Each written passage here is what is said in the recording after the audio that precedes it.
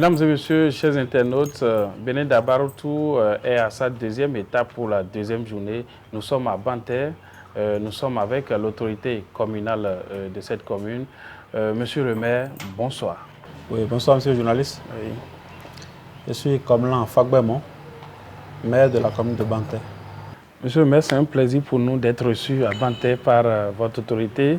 Alors, Dabaroutou, c'est une initiative du groupe de presse Dabarou qui vise à parcourir les communes, donner l'occasion aux autorités de présenter leurs communes, les atouts de leur commune. Alors, pour commencer, dites-nous, qu'est-ce qu'on doit savoir de la commune de Banter? Merci monsieur le journaliste de nous avoir donné cette opportunité pour présenter la commune de Banter, une commune qui n'est plus à démontrer du point de vue de la jeunesse de sa population. C'est une terre de 2695 km² qui compte 9 arrondissements. D'accord. Vous avez, c'est une commune également, comme je l'ai dit, très jeune, très active du point de vue donc de, comment on appelle, de l'ardeur des jeunes au travail, tout ça. Aujourd'hui, la commune de Banter compte 106 945 habitants, selon le dernier recensement général de la population. Je crois qu'avec le recensement, le RGPA 5 en cours de préparation, nous serons autour de 107 000. D'accord. Alors, la commune de Banter également, elle est logée, tout comme les autres communes du département, dans le département des collines. Et donc traversée par la voie inter-État, le RNE. C'est-à-dire que c'est une ville qui est traversée par tous les pays de l'interland, ceux qui quittent, que ce soit le Niger, le Burkina et autres. D'accord. Et donc, ce n'est pas une commune enclavée, c'est-à-dire qui vit en vase clos. C'est une commune qui présente beaucoup d'opportunités. D'accord. Sa terre est très riche. Nous avons la plupart des jeunes qui sont aptes pour travailler, mais comme vous le savez, les difficultés de financement font que beaucoup de jeunes sont actuellement à la maison pour avoir fini les études. Et donc nous avons une population jeune qui est prête à travailler, qui fonctionne sur la base des initiatives encore rudimentaires, des initiatives non officielles, comme on le dit souvent. Et la vente d'essence par-ci, mobile money par-là. Mais beaucoup de ceux-là, par le soin des sensibilisations que nous faisons, s'organisent aujourd'hui en groupe d'intérêt économique qui s'installe dans les bas-fonds. Nous avons beaucoup de bas-fonds qu'on peut aménager pour faire du maraîchage, des cultures de contre-saison. Nous avons également beaucoup de ces jeunes qui se lancent dans la production du soja, parce que nous avons des terres suffisamment fertiles pour faire de l'agriculture. Nous avons également, de par, comment on appelle, la mobilisation des femmes vaillantes qui s'y trouvent, ces femmes-là qui sont également organisées en groupement d'intérêt économique pour faire de la transformation agroalimentaire. Et donc, il y a ces initiatives qui existent, qu'il faut appuyer à travers des financements, à travers des initiatives, des appuis conseils, des appuis en termes d'organisation, pour permettre à cette population de donner le meilleur d'eux-mêmes, d'elle-même du moins, pour contribuer donc au développement de la commune de Banter. Alors, monsieur le maire, la réforme du secteur de la décentralisation, vous la vivez depuis bientôt un an. Dites-nous comment vous l'avez accueillie, cette réforme qui vient vous diminuer vos pouvoirs pour les donner à une secrétaire exécutive, à des cadres de l'administration communale. Comment vous l'avez accueillie ici à Banter? Merci beaucoup. D'abord, je vais rectifier votre question. D'accord. La réforme ne vient pas pour diminuer le pouvoir des maires. Ah bon? Pour moi, la réforme vient d'ailleurs pour renforcer les maires. C'est l'appréhension. Oui, pour renforcer les maires. C'est l'appréhension que nous faisons de ça. D'accord. C'est comment on appelle, cette compréhension que beaucoup ont, et même certains de ces acteurs qui font qu'il y a des biais dans la mise en œuvre. D'accord. Entre-temps, au niveau des organes de gestion qu'il y a dans les communes, nous avons le conseil communal, c'est le seul organe délibérant. Mais ici, la réforme vient pour instituer de nouveaux organes. Oui. Et en l'occurrence, le conseil de supervision, qui est un organe très puissant, oui. présidé par le maire, oui. et qui est donc l'organe qui donne les orientations politiques avec la décision du maire, bien sûr, donne les orientations de développement et en termes d'appui conseil, en termes d'évaluation des acteurs, tout ça. Oui. C'est cet organe présidé par le maire qui reste le bras armé de cette réforme. Et c'est ça qu'il faut retenir. Il faut retenir. Et non... Ça ne vient pas diminuer le maire. Le maire étant le président de cet organe, il reste toujours il a son pouvoir. D'accord. Et par-dessus quoi, selon cette réforme, toujours la loi de l'administration territoriale, le maire reste et demeure la première autorité politico-administrative de la commune. D'accord. Et donc, c'est pourquoi je vais rectifier votre question. Et donc, pour revenir, nous accueillons cette réforme à bras ouverts. D'accord. Avant l'implémentation de cette réforme, nous avons rencontré le chef de l'État. Et j'ai fait partie de ces maires-là à donner notre accord pour dire nous soutenons la réforme. D'accord. Parce qu'elle vient pour apporter de l'expertise au niveau local. Oui. À travers le déploiement de nouveaux agents, de cadres, pour accompagner le processus de développement à la base. Oui. Ça, c'est la philosophie de la réforme. C'est très important. Et en tant qu'acteur de développement, en tant que dépositaire du pouvoir local, nous devons donc accueillir cette réforme à bras ouverts. Et je pense que depuis avril 2022, nous sommes en train de faire le petit bonhomme de chemin. Il y a des aspects sur lesquels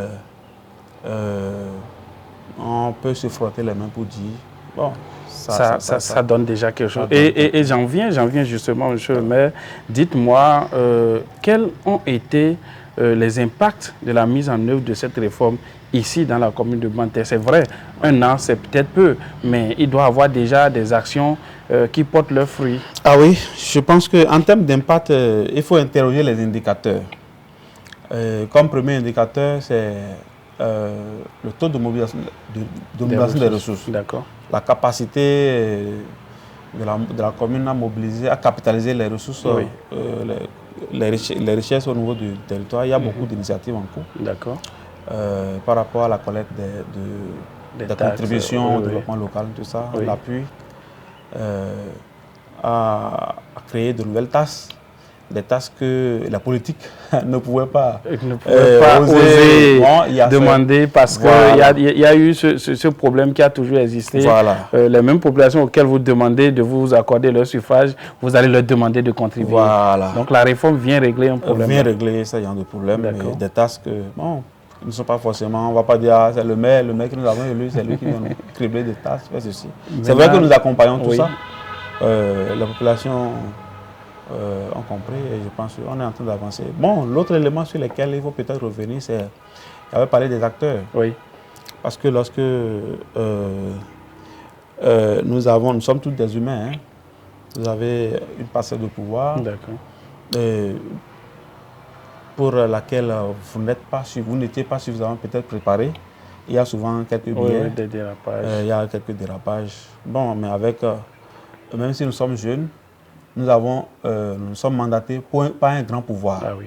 Donc il faut faire preuve de sagesse, il faut faire preuve de lucidité pour ne pas exposer la commune ou montrer qu'il y a du feu, il y a ceci. Donc il y a de ces petits couacs à l'interne que nous essayons de gérer avec notre expertise, avec froideur et avec beaucoup de lucidité. Ceci pour le bonheur de nos communautés. Merci, monsieur le maire. Nous avons assisté au lendemain de la mise en œuvre de cette réforme à certains dysfonctionnements dans certaines communes entre les secrétaires exécutifs et les maires où ça n'accorde toujours pas les violons. Dites-moi, chez vous ici, comment ça se passe? Est-ce que la réforme est bien mise en œuvre? Est-ce que l'ambiance entre le maire et son secrétaire exécutif est bon enfant? Ça se passe bien? Merci beaucoup. Je pense que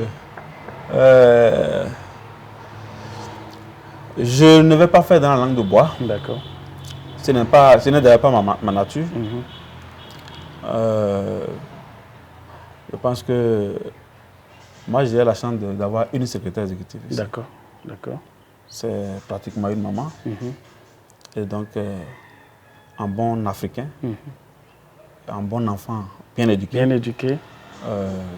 Avec sa maman. Je la tiens, bon, c'est vraiment... Il faut chacun dans son couloir de compétences essayer de faire ce qu'on peut. Bon, nous sommes des humains. Il peut arriver des malcompréhensions. Mais l'essentiel, c'est de pouvoir se...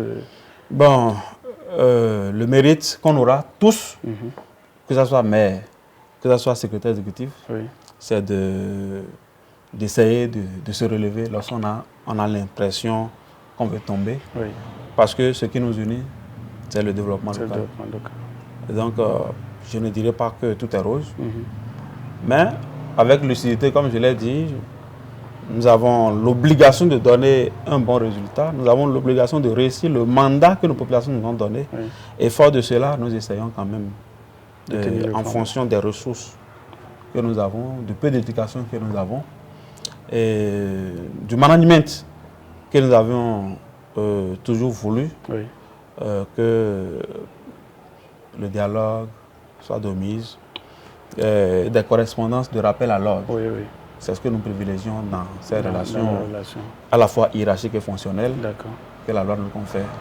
Et nous faisons le petit bonhomme de chemin. D'accord. Voilà. Alors, est-ce que vous pensez que la réforme a de beaux jours devant elle? Ah oui, je pense que en tant qu'acteur, je dis tout n'est pas mauvais dans la réforme.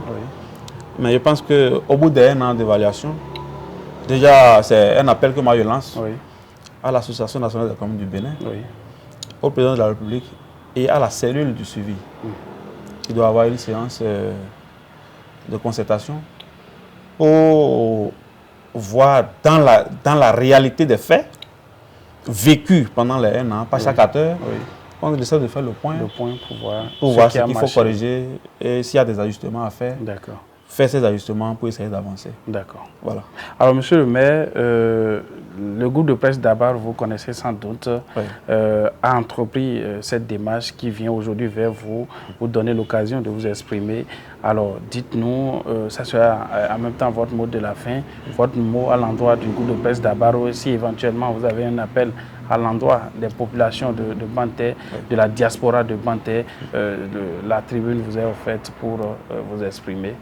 Oui, je profite de l'occasion pour remercier très sincèrement le groupe de presse d'Abarou pour cette initiative qui vient libérer la parole aux acteurs des communes que nous sommes pour donner plus de visibilité aux communes, pour permettre à ce que les différentes communes, les acteurs, tout ce qui se passe au niveau local soit connu. Je pense que c'est une bonne chose. Nous vous encourageons à continuer et nous souhaitons donc plein succès à Dabarou dans ces activités. Je voudrais donc profiter de votre tribune pour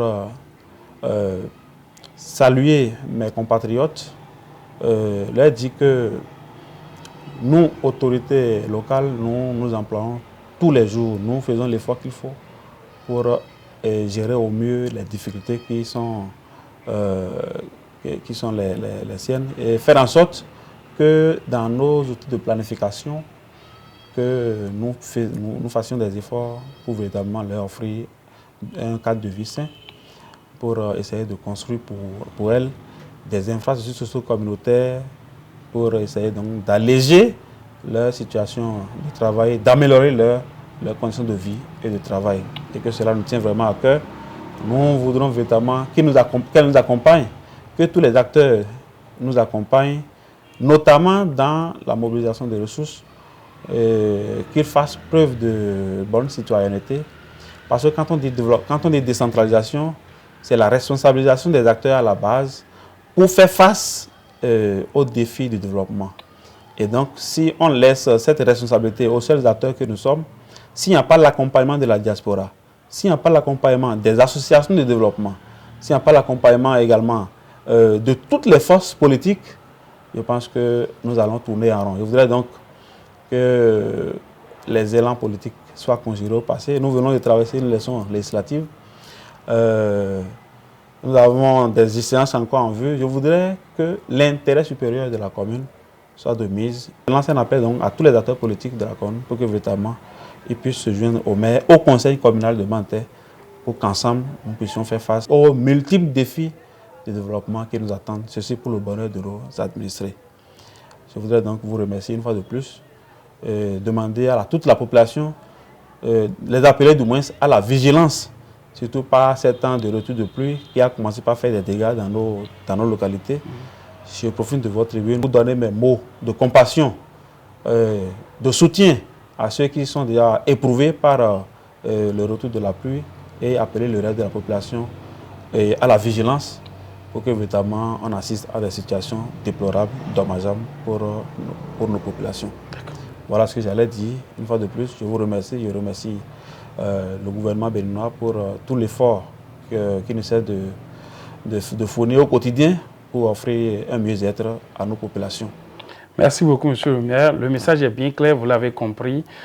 C'est la fin de cet entretien avec le maire de la commune de Banté. Avec lui, nous avons fait le bilan de la réforme du secteur de la décentralisation. Les atouts de la commune de Banté ont également été exposés. Merci de nous avoir suivis. Béni Dabartou, ça se poursuit. Au revoir.